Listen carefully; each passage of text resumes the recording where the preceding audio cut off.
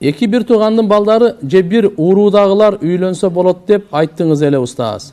Бирок биздин салтыбызга туура келеби? Айрымдар соц тармактар аркылуу дин менен салтты кайраштыруу аракетин көрүшүүдө.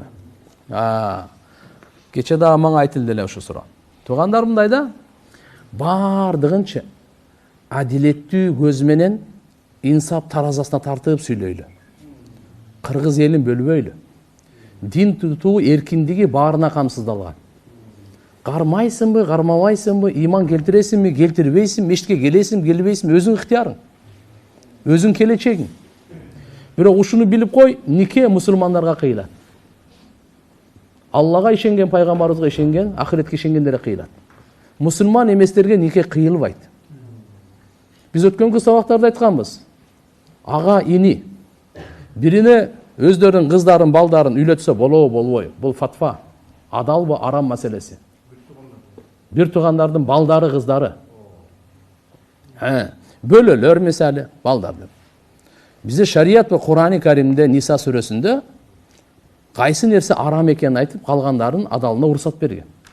Бул жерде кызыктыруу эмес, чакыруу эмес. Экөөңөр бир туугансыңарбы? Сен уулуңду бунун кызын давай үйлөнтүргүлө деген кызыктыруу эмес. Суроо болуп атат. Кокустан экөө сүйүшүп калса, экөө үйлөнсө, никеси адалбы, арамбы?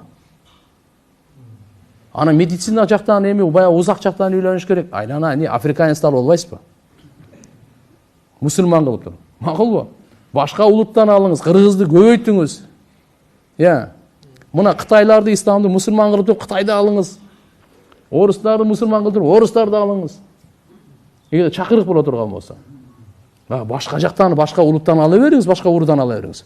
Бирок суроо коюлганда кандай? Экөө ушундай болуп калса, шариятта арам эмеспи, арам эмес. Эки бала үйлөнүп алса, bunday маселе көтөргөн жоксуңар го, Эки эркек үйлөнүп алса, Эки кыз үйлөнүп алса, bunday маселе көтөргөн жоксуңар го. Ошо менен кыргыздын урпагы уланат деп атасыңарбы? Ушундай сөздөрдү угуп калдык. Ушунча кыргыз кандай болсун, мындай болсун, мындай болсун деп. Биз элибизге, урпагыбызга биз күйгөндө эч ким күйгөн эмес, күйбөйсүңөр да силер. Мен башкаларга өзү түшүнөт азыр кимге айтып атам мен буну.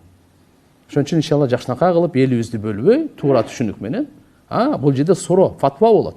Арамбы, адалбы? Мына маселелерди. Ошон үчүн Кур'ани Каримде бул бүткүл дүйнөдө бардык мусулмандарды билет. Пайгамбар саллаллаху алейхи вассалам өзүнүн кызын кимге берип атат? Али ким? Пайгамбар саллаллаху алейхи вассаламдын атасы Абдулла, Алинин атасы ким? Абу Талиб. Экөө бир туугандар.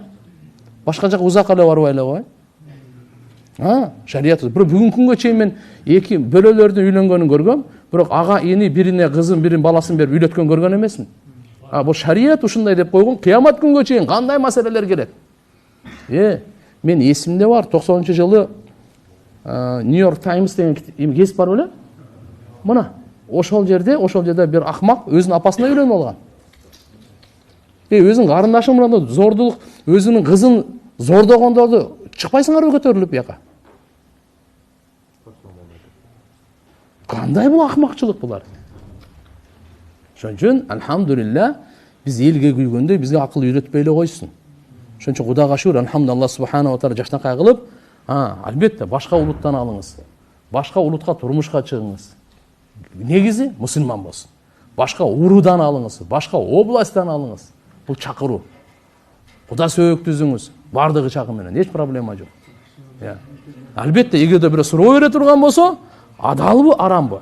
Никеси жарактуубу, жараксызбы? Ага жооп беребиз биз. Түшүнүктүү,